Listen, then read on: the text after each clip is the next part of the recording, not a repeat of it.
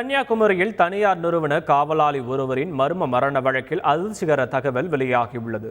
கன்னியாகுமரி மாவட்டம் சுங்கான்கடை சிலோன் நகர் பகுதியைச் சேர்ந்தவர் செல்வம். 60 வயது முதியவரான இவர் தனியார் நிறுவனம் ஒன்றில் காவலாளியாக பணிபுரிந்து வந்த நிலையில் கடந்த 12ஆம் தேதி வீட்டின் அருகே மர்மமான முறையில் உயிரிழந்து கிடந்தது அதிர்ச்சியை ஏற்படுத்தியது. வழக்கை சந்தேக மரணம் என பதிவு செய்து போலீசார் விசாரணை நடத்தி வந்த நிலையில் உடற்கூறு ஆய்வின் முடிவில் முதியவர் அடித்து கொலை செய்யப்பட்டது தெரியவந்தது. சம்பவத்தன்று மதுபோதையில் இருந்த முதியவர் அதே பகுதியைச் சேர்ந்த மெல்வின் என்ற இளைஞரை அவதூறாக பேசியதால் இளைஞரே முதியவரை சுத்தியலால் அடித்து கொன்றதும் பின்னர் அவரே மருத்துவமனையில் அனுமதித்து நாடகமாடியதும் தெரியவந்தது.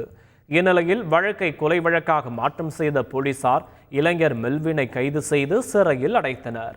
ராணிப்பேட்டை அருகே மீன் பிடிக்கும் போது ஏரியில் தவறி விழுந்து உயிரிழந்த விவசாயியின் உடல் 13 மணி நேர போராட்டத்திற்கு பின் மீட்கப்பட்டது. வாலாஜாப்பேட்டை அடுத்த ஈச்சந்தாங்கல் பகுதியைச் சேர்ந்த கோபி என்ற விவசாயி ஏரியில் மீன் பிடிக்க சென்றபோது எதிர்பாராத விதமாக தவறி விழுந்தார். தகவலின் பேரில் வந்த தீயணைப்பு வீரர்களும் தேசிய பேரிடர் மீட்பு படையினரும் சேர்ந்து 13 மணி நேர போராட்டத்திற்கு பின்பு ஏரியின் அடிப்பகுதியில் இருந்த கோபியின் உடலை மீட்டு பிரேத பரிசோதனைக்கு அனுப்பி வைத்தனர். இது தொடர்பாக போலீசார் வழக்கு பதிவு செய்து விசாரணை நடத்தி வருகின்றனர். கிருஷ்ணகிரி அருகே நுங்கு பறிக்க பனைமரம் ஏறிய இளைஞர் தவறி கீழே விழுந்ததில் உயிரிழந்தார்.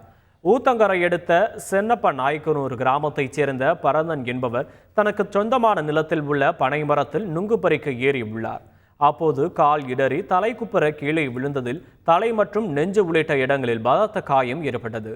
இரத்த வெள்ளத்தில் இருந்த அவரை அருகில் இருந்தவர்கள் மீட்டு மருத்துவமனையில் அனுமதித்த நிலையில் அங்கு அவர் சிகிச்சை பலனின்றி உயிரிழந்தார்.